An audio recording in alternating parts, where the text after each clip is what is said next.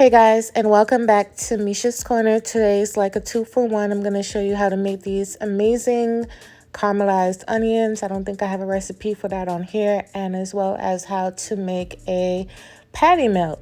And of course, you know how to take it to another level with the onions and everything. And I wanted to show you guys how I did it.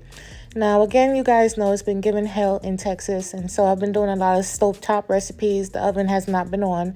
It's either the stovetop or the air fryer. To my skillet, I'm going to add 2 large onions because that's how much you're going to need. This whole thing is going to cook all the way down. So once you add your onions to your heated skillet with a little oil, some people use butter, but you can use whatever oil you prefer as long as it's a neutral oil. And I'm going to add some salt and pepper. That's pretty much it. And I'm just going to leave it alone. This is how I do it. I'll leave it alone for about 5 to 10 minutes until I start to see it get nice and juicy and brown up around the edges and on the bottom. And then I start the stirring process. You cannot rush this. It takes a very long time, in my opinion. It's, anything over 30 minutes is a long time, child. Especially if it's just a condiment, And, if you're a busy person, busy mom, busy dad, whatever, you don't have time to be doing this. But child, I had a little bit of time today, and I don't even know how I pulled it off. About 15 minutes later, 15 to 20 minutes, this is what they look like. We're still not done. I'm going to keep them going, but I'm just showing you the process. Like, it keeps going and going.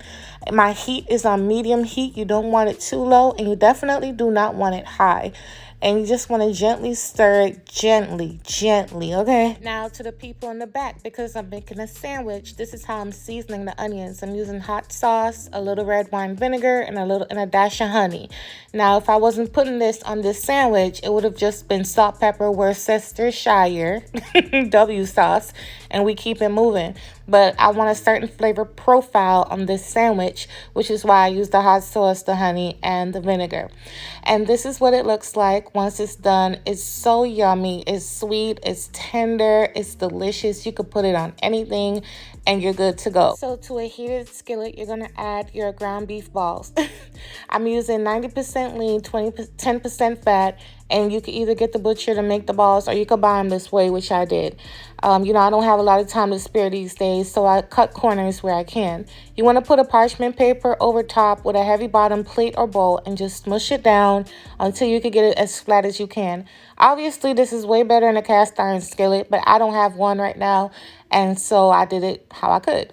I'm going to season this up with some Tony's on both sides. The meat patty was not seasoned before. It was just plain flat out ground beef. This is the bread that I'll be using. It's obviously the wrong one because your girl got mommy brain, and it is what it is. Make sure you have the right bread. And I'm also going to be using Swiss cheese. I feel like that's like really mild. It's delicious. It's like the right amount of flavor. I feel like a sharp cheddar is too much. It's going to cut out the flavor of the onions. It's like layered. You want to taste everything. So this is the cheese that I'll be using. They are also on sale. Let me put that up in there, honey. This cheese was also on sale, which is why I got it as well. So now I'm just going to flip the patty. Remember, because it's flat, you do not cook this patty halfway to death. I know how y'all do. It take a couple minutes, child. It's flat. It's no need to be cooking it for 100 minutes. A couple minutes and you're good. You want to add the cheese right on top. As soon as you flip it, add it right on top because in 90 seconds, they're done. They are flat, you guys. So, yeah. So now I'm just going to put the other one right on top and get it ready to build my sandwich. So you want to toast your bread to your desired temp. The way I toast mine might be too far for you, but that's how I like it. I'm using this burger sauce. It was also on sale. It was $1.99 in the Kroger grocery store. Look at me. Promo. Just kidding. You want to put the sauce all over the bottom like this. Next, you're going to add your burger patties like this. Yum, yum, yum, yum, yum. I'm not going to lie.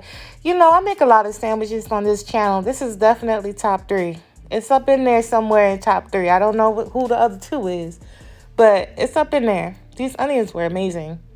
And I think if you watch my channel and support me, you should make this one. Even though I'll never steer y'all wrong, but you need to make this one, okay? But look at those amazing onions over top.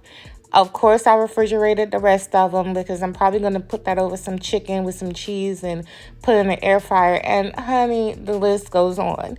But now I'm just going to cut this open. Look at what this looks like. If you like sandwiches, give this one a try. It's not too greasy at all. And it holds up in the bread. Look at the onions, the cheese, the patty. Like, it's perfect. But thank you guys so much for supporting me and watching my channel. And I'll catch you on my next video. Bye.